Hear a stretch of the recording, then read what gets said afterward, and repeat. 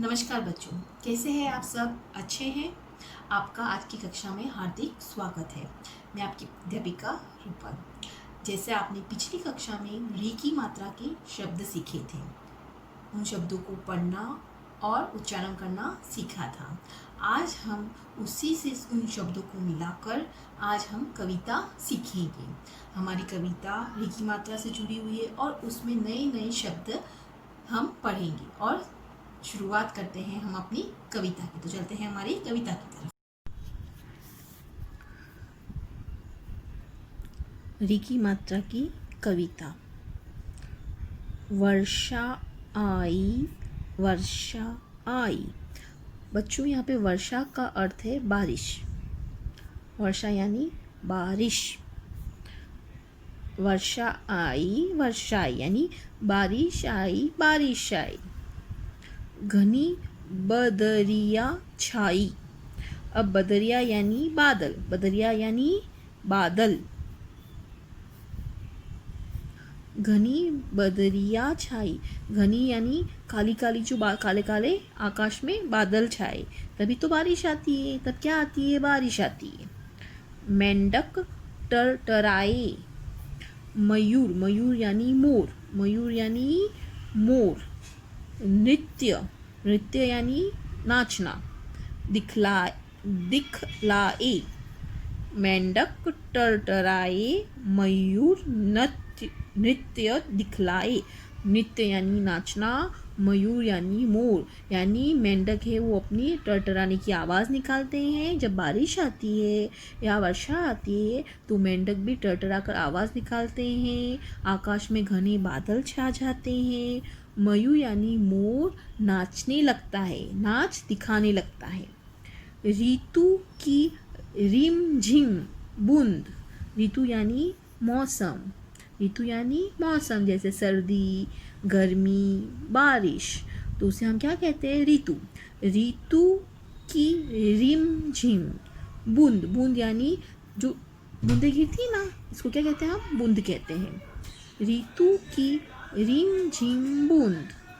बाल मन हर्षाए। बाल मन मतलब बच्चों का मन खुश हुआ।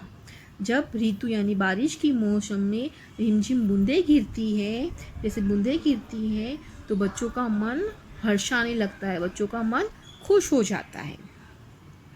इस पूरी पंक्ति को फिर से पढ़ते हैं। वर्षा आई, वर्षा आई। घनी बदरिया छाई। मेंढक टरटराए, मयूर नृत्य दिखलाए।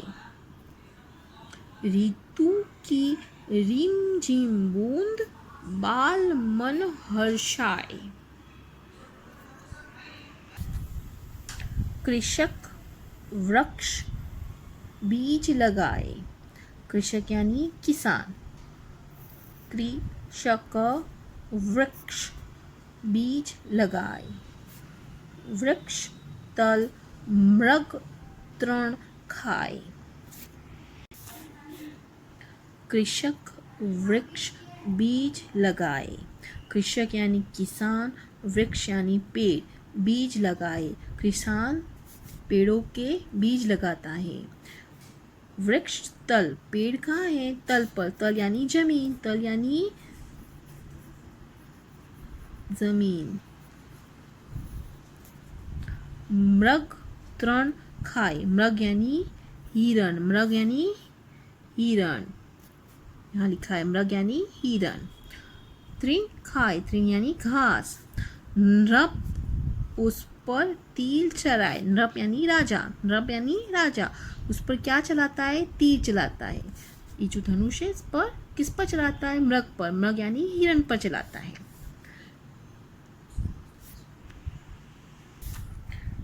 गर्मी भागी, सर्दी आई। अब यहाँ क्या कह रहे हैं? गर्मी, जब बारिश आ जाती है तो गर्मी कैसी हो जाती है? चली जाती है। और बारिश के बाद क्या आती है? सर्दी। धरती की अनुपम छटा दिखलाई। अनुपम यानी अद्भुत छटा यानी दृश्य। छटा को यहाँ अनुपम यानी अद्भुत, छटा यानी दृश्य यहाँ पे लिखा हुआ है। अनुपम यानी अद्भुत, छटा यानी दृश्य। दिखलाई, खुशी की फुहार लाई यानी चारों तरफ क्या छाई, खुशियाँ छाई। वर्षा आई, वर्षा यानी बरसात।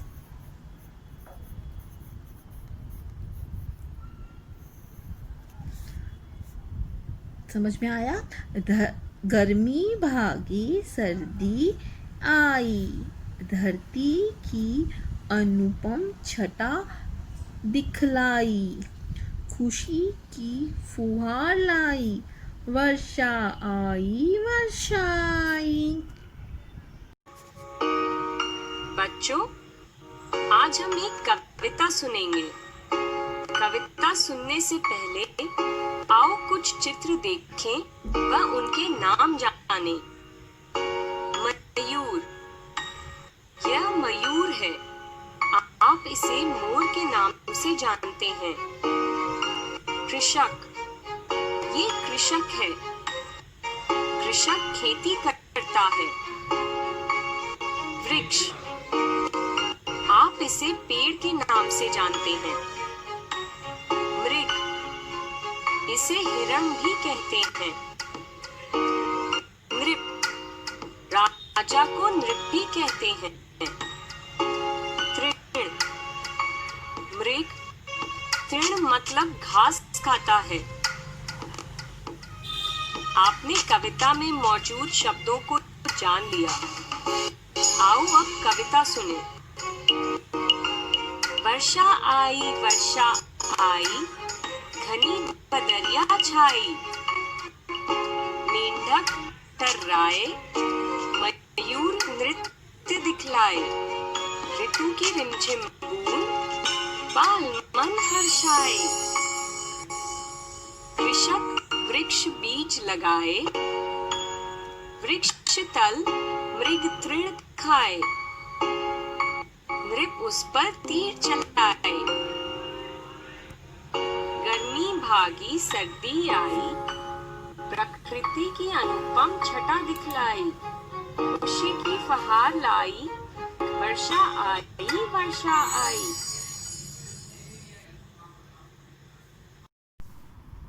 सही उत्तर पर सही का निशान लगाओ। कविता में किसके बारे में बताया गया है? धरती, वर्षा, जंगल, किसके बारे में बताया गया है हमें? हाँ, वर्षा के बारे में। आसमान में क्या छा गए? आसमान में क्या छा गए? बादल, तारे, चांद। क्या छा गया है? हाँ, बादल। नृत्य कौन कर रहा है? कौन नृत्य कर रहा है? तो हम इसके उत्तर देखते हैं। मेंढक, मोर, बादल। कौन कर रहा है? मोर। तो हमने मोर का दूसरा नाम क्या जाना था? मयूर। तो मोर का क्या दूसरा नाम है? मयूर। तो इसका सही उत्तर क्या है? मोर। तृण कौन खा रहा है? मृग, मोर, हाथी। कौन खा रहा है? तृण यानी घास। कौन खा रहा है? मृग। मृग यानी हिरण। खुशी की फुहार कौन लेकर आया है? गर्मी, बादल या वर्षा रानी? कौन लेके आया? वर्षा रानी। तो बच्चों, आज हमने ऋषि माता की कविता सीखी। इसमें हमने जैसे मयूर, नृत्य, नृप, मृग, कृषक आदि बहुत सारे नए शब्द देखे और इन शब्दों के अर्थ भी जाने। तो बच्चों, इन शब्दों को अच्छे से उच्चारण करना है और समझना है, और जो प्रश्न हमने हल किए हैं उन्हें भी आपको याद करना है और अपनी अभ्यास पुस्तिका में हल करना है। हम अपनी अगली कक्षा में इन्हीं से जुड़े हुए कुछ नए प्रश्न के साथ हम अपनी अगली कक्षा में मिलेंगे। तब तक के लिए धन्यवाद।